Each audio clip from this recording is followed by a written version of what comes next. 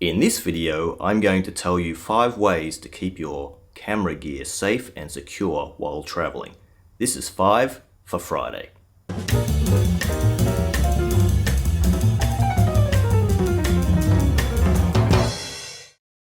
Hey guys, I hope you're all doing well. I'm on a trek looking for Arctic foxes and Icelandic horses. Unfortunately, right now I'm in a hotel in Reykjavik.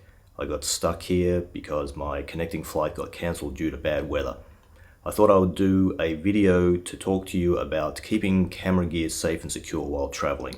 We spend a lot of money on our camera gear and we want to make sure nothing happens to it. So let's get started. The first way to keep your camera gear safe and secure is to try to avoid using a camera backpack that screams, "I've got a lot of expensive camera gear." This is the backpack that I use. It's the Gregory Compass 40 and it's just a plain old hiking backpack. And the way that I'm able to carry all my camera gear here is that I'm using a camera cube. So let me show you the cube inside here. This is the cube from the Mindshift Backlight Elite, which is also a backpack, but I don't use that backpack often when I'm traveling. It's a great backpack for hiking, but it's too big to carry on planes. But the camera cube that comes in it is this cube here. And this is fantastic because it's much smaller.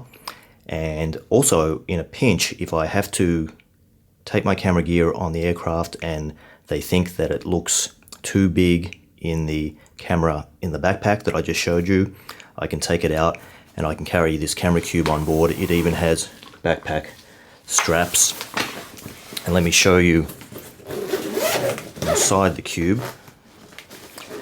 I don't have everything in here because I'm actually filming with one of the cameras right now. I usually travel with 3 cameras, but I've brought just 2 cameras on this trip. But you can see that there's enough room in here to carry one camera with a 400mm lens, and then I usually have 2 other cameras over here, and I have teleconverters and batteries and all the other things as well. And I can also carry an iPad and a MacBook even as well in the backpack. The second way to keep your camera gear safe and secure is to try to have it with you at all times. So for example, if I'm staying at a hotel and I want to go out and get some food, I will try to bring my camera backpack with me. And if you have a backpack like the one I just showed you that's not very conspicuous, it's pretty easy to take it with you and you're not advertising that you have a lot of camera gear. The third way to keep your camera gear safe and secure is that if you must leave it behind, make sure that you secure it in the best way possible. So let me show you a couple of things that I do. This is my luggage for carrying my clothes and all my other stuff. And in this particular case, it's a rolling duffel bag. This is the Osprey Transporter 90 liter, I think. And what I do is I take the camera cube and I put it inside this duffel bag. I padlock the duffel bag, and then I have a cable lock like this one. This is a PacSafe cable lock, and I cable lock the duffel bag to something that is immovable inside the hotel room. But here's another thing that can take it one step further. So inside here I travel with this thing, which is basically it's a portable safe. This is also made by PacSafe. And what you do is you take the camera cube and you put it inside this bag. And this bag has a steel mesh and it has a cable that goes around the top and basically completely secures the top. And you can then cable lock that to something that's immovable, or you could also put it inside the duffel bag as well if you want. The fourth thing to think about is that if you'll be encountering water or dust, you should seriously think about investing in a dry bag. I did show a dry bag in a previous video. I want to show you a new dry bag that I've been using lately. This is the Dakine Cyclone 60 liter duffel bag, I believe. And it's very lightweight and collapses down to nothing. I carry it inside my luggage. And I have in here the camera cube. And so this again shows you another reason to use a camera cube, because you can easily move all your gear from one place to another, from one bag to another. And in fact, I'm taking a boat ride tomorrow to the location where I'm going to find the Arctic foxes, and it will be a 1-hour boat trip, and the waters will probably be pretty rough, so there'll be water flying around everywhere.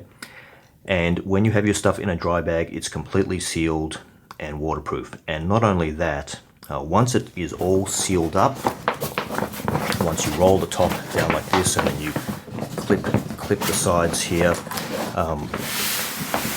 and when you have air in here, you actually have buoyancy, and this thing will float. So there's actually a valve here, and you can use that when you're closing it up to expel some of the air out, and then you just leave some of the air in there, and then you close this valve and it's all airtight, and so it will float in the worst case. One of the things that you can do too is that you can have your camera, so I often have my camera with my longest lens sitting inside the dry bag on top of the camera cube, like right here. And so then I'm able to travel safely with everything secure, and if I come across a photo opportunity, I just quickly unclip this, roll it open, pull out the camera, take my shots, put it back inside.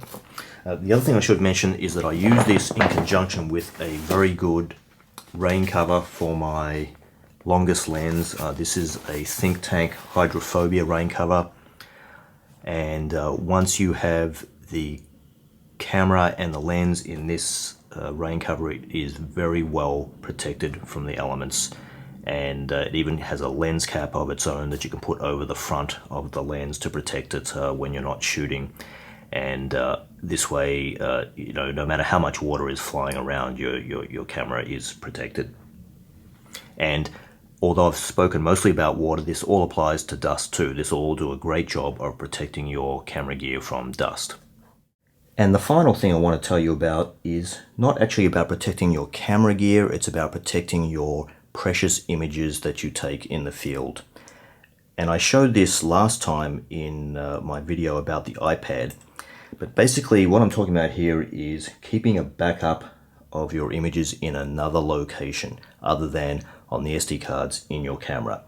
So this is what I typically do, is that I have, once I've done all my editing, I have a copy of the images on my iPad, but then I also back them up to one of these SSDs. This is a Sandisk ExtremeSSD, and the SSD itself is ruggedized and waterproof, but I also then, as an additional measure, I put it inside one of these waterproof cell phone cases.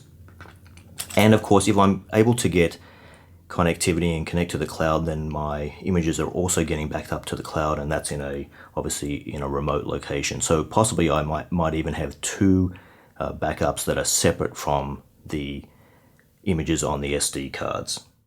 I hope you found this video helpful. If you have any questions or comments, please post below. If you like this video, please give it a thumbs up. Thanks for watching, and don't forget to subscribe. See you in the next one.